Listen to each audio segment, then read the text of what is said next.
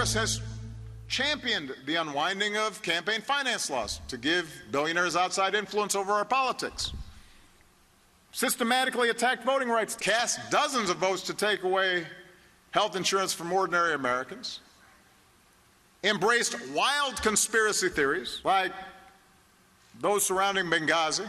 You heard it.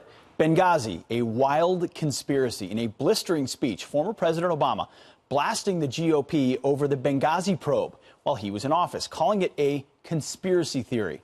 And now our next guest, a hero from that 2012 terror attack, which happened on 9/11, is firing back. Former U.S. Army Ranger Chris Tanto was a CIA security contractor guarding the Benghazi annex. He joins us now.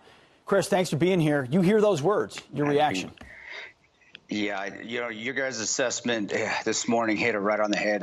He's a true narcissist, just an elitist that I honestly believe he thinks that didn't happen. He did nothing wrong that night. He sent no support, that Benghazi was just made up. And you know, we lost two of our friends, and it was a fantasy. It's disgusting, and it just raises the bile inside of me. I had a hard time just watching the speech itself. I just wanted to see what he had to say, and when that came across, you know, I just wanted to reach through the screen and just grab him and choke him and say, are you kidding me? Are you kidding me that you'd have the gall to disgrace the memory of my teammates and what we did there that night by calling it conspiracy? But that's a narcissist for you. Yeah, you know, what else can you do? Obviously, you're channeling a great deal of frustration toward the former president. You lived it.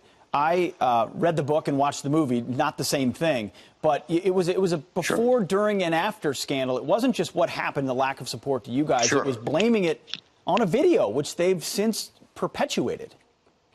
You know, and then throwing this gentleman that made the video in prison, essentially destroying his life, which he did, which Obama did.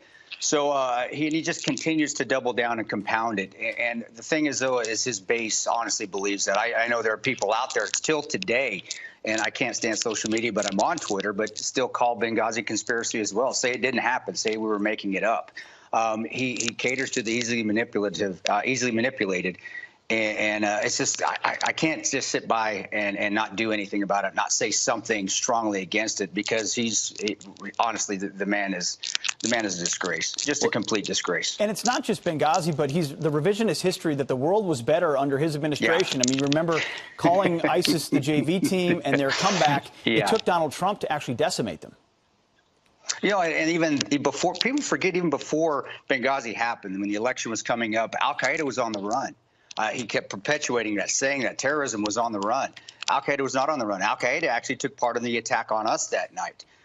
So again, trying to rewrite history, but that's the left's. That's what they do. If it doesn't fit their narrative, if the history doesn't fit what they want to, what their agenda is, they're going to try to rewrite it. And where did he come out with this talk? It was at a university with college-age kids. And I remember when I was in college, I was easily manipulated in college. He's going to portray it out there, especially in Chicago. But it's just, again, it's completely offensive, and it's something that I wish I had that man sitting in front of me right now. I really do, without a Secret Service. Well, we'll be careful with that, because he is a former president. So I know, but still, it doesn't get yourself away from saying comments that I understand your sentiment. We're 6 years from this attack. A lot of people, you know, just like we're 18 years from 9/11, we're going to have to remind the next generation. Do you think the legacy of what happened there will be remembered, or is this something that will turn into a talking point for the left?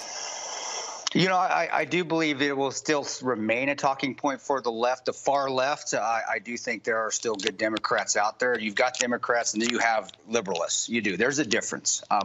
But I think as far as the conservatives go, as far as veterans go, as far as the military is concerned, it's going to stay as a beacon in history, as a courageous event, because Tyrone and Bub were courageous warriors that night who gave their lives to save over 24. So I think it's just going to be who you talk to and who's going to be in office too, Pete. You know, and that's how we are with this country. We remember those men and what they did for this country, that sacrifice and the heroism there in Benghazi. Thank you for your service to this country, Chris. Appreciate your time. We'll remember you this week.